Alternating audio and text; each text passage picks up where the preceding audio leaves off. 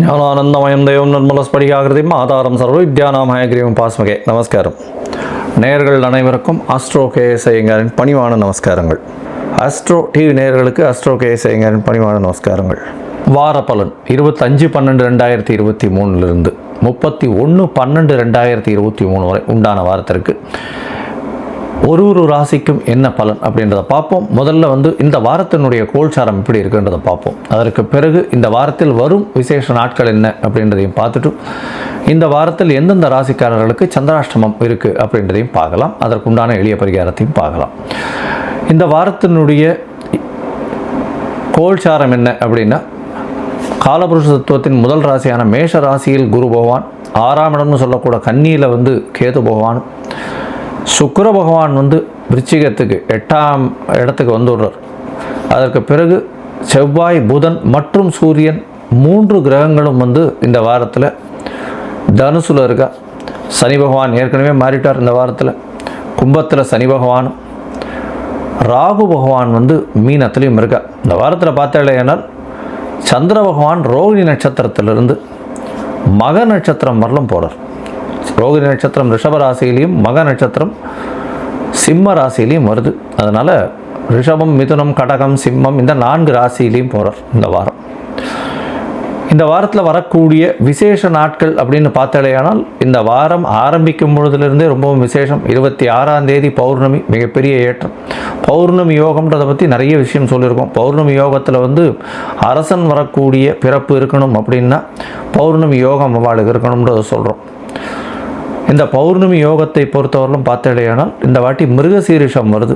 மிருகசீரிஷம் மிருத்யுஞ்சய ஜெயந்தின்னு சொல்லக்கூடியது. மார்க்கண்டேயனுடைய பிறந்த நாள். யமனை தன்னுடைய மரணத்தை எதிர்த்து யமனையே வென்ற சிவபெருமானின் மூலியமாக வென்றவர் மார்க்கண்டேயர். அதாவது தீர்காயுஷ்மான் பவன் 16 வயதிலிருந்து என்றும் 16 ஒரு விஷயத்தை ஆசீர்வாதத்தை வாங்கினவர். அதனால் மிருத்யுஞ்சய ஜெயந்தி அப்படின்றது பேர். மார்க்கண்டேய ஜெயந்தின்னு சொல்லுவாள். இந்த வாரத்தில் பார்த்தோம்னா 27ஆம் தேதி அன்னைக்கு திரு ஆதிரை. ஆதிரை நட்சத்திரம் சிவபெருமானுக்கு பெரிய விசேஷம். சிதம்பரத்தில் பெரிய ஏற்றம். திருவாதிரைக்கு பார்த்தாலேயானால் பொதுவாகவே திருவாதிரை இந்த பெண்கள் எல்லாமே, கன்னி பெண்களாக இருக்கட்டும், சுமங்களாக இருக்கட்டும், அவெல்லாம் விரதம் இருப்பாள். தன்னுடைய கணவனுக்கு நல்ல ஒரு ஏற்றம் கிடைக்க வேணும் அப்படின்றதுக்காக. திருவாதிரைக்கு முன்னாடி 9 நாளிலிருந்தே திருவம்பாவை சொல்ல ஆரம்பிச்சிடுவாள். திருவாதிரை ஃபுல்லாக பட்னி இருந்து சிவபெருமானை வழிபட்டு திருவாதிரை களி மட்டும் செஞ்சு அதை மட்டும் உட்கொள்வார்கள். இது திருவாதிரையினுடைய பெரிய விசேஷம். இது ஆருத்ரா தரிசனம் அப்படின்றது பெரிய ஏற்றமான காலம் இந்த வாரத்தில் வருது. இந்த திருவாதிரையில் பார்த்தாலேயானால் சிவபெருமானுக்கு ஏற்ற நாள் அப்படின்றதையும் சொல்லியிருக்கோம். எல்லா விதமான சௌக்கியங்களுக்கும் இந்த வேண்டிண்டு இந்த திருவாதிரையில் அவள் இருக்கிற பட்சத்தில் அவளுக்கு அந்த ஏற்றங்கள் கிடைக்கும். திருமணம் ஆகாதவர்களுக்கு திருமணம் ஆகக்கூடிய பாக்கியமும், அதற்கு பிறகு குழந்தை பேர் ஏற்படக்கூடிய பாக்கியமும், நல்ல தொழில் அமையக்கூடிய பாக்கியமும் அவர்களுக்கு உண்டாகும். இந்த வாரத்தில் சதுர்த்தி வருது, 4ஆம் நாள்.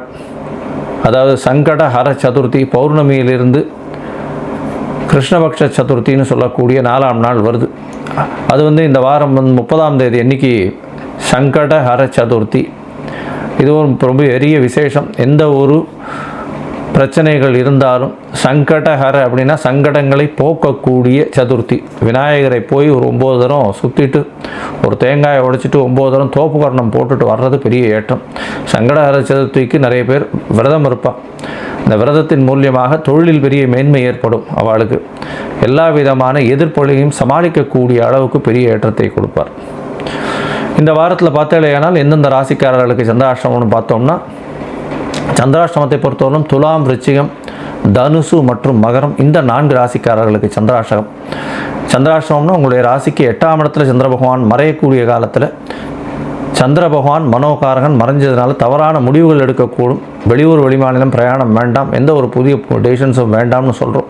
ஒருவேளை பண்ண வேண்டி இருந்ததே ஆனால் கட்டாயத்தில் இருந்தீர்கள், நீங்கள் வெளியூர் போக வேண்டி இருந்தது அப்படின்னா சந்திர பகவானுக்கு உண்டான எளிய பரிகாரமான அல்லி மலர் அருகில் இருக்கக்கூடிய சிவன் கோவிலில் கொடுத்துட்டு போங்க. நல்ல ஒரு ஏற்றம் வரும். சந்திராஷ்டமத்தின் தாக்கம் குறையும். சரி, என்னுடைய மொபைல் நம்பர் ஸ்காலிங்கில் போயிட்டு இருக்கும். உங்களுக்கு அஸ்ட்ராலாஜிக்கல் கன்சல்ட் தேவைப்பட்டதுன்னா உங்களுடைய date, time, place of birth எனக்கு இது பண்ணுங்க, எனக்கு ஃபோன் பண்ணுங்க, அப்பாயின்மெண்ட்டு கொடுக்குறேன். உங்களுக்கு உண்டான date, time, birth, place of birth இது எல்லாத்தையும் வந்து பார்த்துட்டு, டைம் கரெக்ஷன்ஸ் இருக்கான்னு பார்த்துட்டு, சந்தி இருக்கான்னு பார்த்துட்டு, அதற்கு ஏற்றாறமால உங்களுடைய தசாபுக்தி, அந்தரம், சூக்ஷ்மம் எப்படி இருக்குன்றதையும் பார்த்து, இன்றைய காலகட்டத்தில் உங்களுடைய கோல்சாரம் எப்படி இருக்குன்றதையும் பார்த்து, உங்களுக்கு உண்டான எளிய பரிகாரம், உங்களுடைய பிரச்சனைகள் என்ன அப்படின்றத அசஸ் பண்ணி சொல்கிறேன். இப்போது ஒரு ராசியாக 25/12/2023 31/12/2023 வரை உண்டான வாரத்திற்கு மேஷம் முதல் மீனம் வரை எப்படி இருக்குன்றதை பார்க்கலாம்.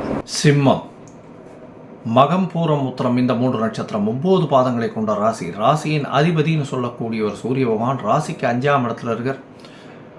குருவும் பார்வையில் இருக்கிறது பெரிய விசேஷம். சிம்மாதிபதியும் சரி, சிம்மமும் சரி, குருவின் பார்வையினால் சுபத்துவம் அடைகிறது பெரிய விசேஷம். இதன் மூலியமாக பார்த்தேனால் கண்டிப்பாக நல்ல ஒரு ஏற்றமான காலம், எதை நினைத்தாலும் அடையக்கூடிய காலகட்டமாக இருக்கும். எந்த ஒரு பிரச்சனைகளிலிருந்தும் விடுபடக்கூடிய வாய்ப்புகள் நிச்சயமாக உண்டு. 5ஆம் இடத்துல பார்த்தேனால் இப்போ செவ்வாய் பகவானும் வரார். உங்களுடைய மிகப்பெரிய யோகர்னு சொல்லக்கூடியவர் 5ஆம் இடத்துல போய் உட்கார்றார். ஏன்னா 4-9க்கு அதிபதியான செவ்வாய் பகவான் 5ஆம் இடத்துல போய் உட்கார்ந்து பரிவர்த்தனை யோகம் பெறார். அதனால் 5ஆம் அதிபதியும் 9ஆம் அதிபதியும் ஆட்சி பெற்றதற்கு சமம். அதனால் 1, 5, 9 ரொம்ப ஸ்ட்ராங்காக இருக்கிறதுனால நீங்கள் சொல்லக்கூடிய விஷயங்கள் எல்லாமே வந்து வெற்றிகரமாக இருக்கக்கூடிய காலகட்டம். பூர்வ புண்ணியம் ரொம்ப அதிகமாக இருக்கிறதுனால நீங்கள் எதை தொட்டாலும் வெற்றி மட்டுமே நிச்சயமாக உண்டு.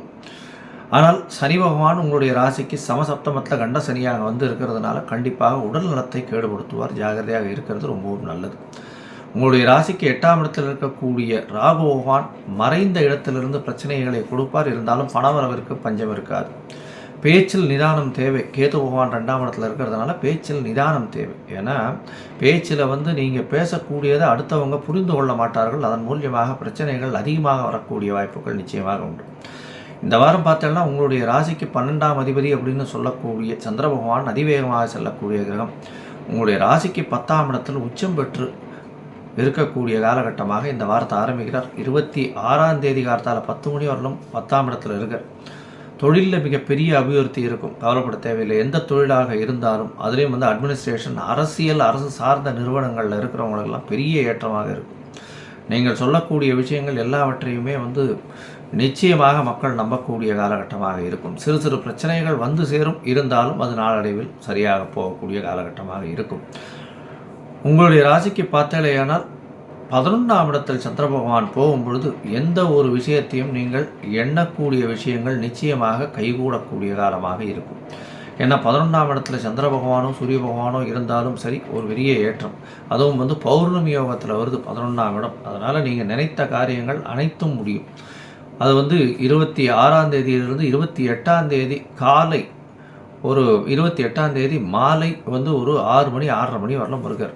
இந்த காலகட்டத்தில் நீங்கள் நினைக்கக்கூடிய காரணங்கள் எந்த காரியமாக இருந்தாலும் அது வெற்றி வாகை சூடும். பார்ட்னர்ஷிப் பிஸ்னஸில் ரொம்ப ஜாகிரதையாக இருக்கிறது ரொம்பவும் நல்லது. எதிர்பாலினத்தவர் மூலியமாக பிரச்சனைகள் நிச்சயமாக வரும். கீழ்மட்ட தொண்டர்கள் மூலியமாக பிரச்சனைகள் அதிகமாக இருக்கும். உங்களுக்கு கீழே வேலை செய்கிறவங்க அத்தனை பேருமே பிரச்சனையை கொடுக்கக்கூடியவர்களாக இருப்பார்கள். தேவையில்லாமல் வேலை செய்பவர்கள் வந்து பிரச்சனையை உருவாக்குவார்கள். ஜாகிரதையாக இருக்கிறது ரொம்பவும் நல்லது. சிம்மராசிக்காரர்களை பொறுத்தவரையிலும் 12ஆம் இடத்துல சந்திர பகவான் வரார். அது வந்து 28ஆம் தேதியிலிருந்து 31ஆம் தேதி வரலும் இருக்கார். இந்த 31ஆம் தேதி வரலும் பார்த்தோம்னா கார்த்தால ஒரு 8:30 மணி வரலும் இருக்கார். இந்த 31ஆம் தேதி கார்த்தால ஒரு 5:30 மணி வரலும் இருக்கார்.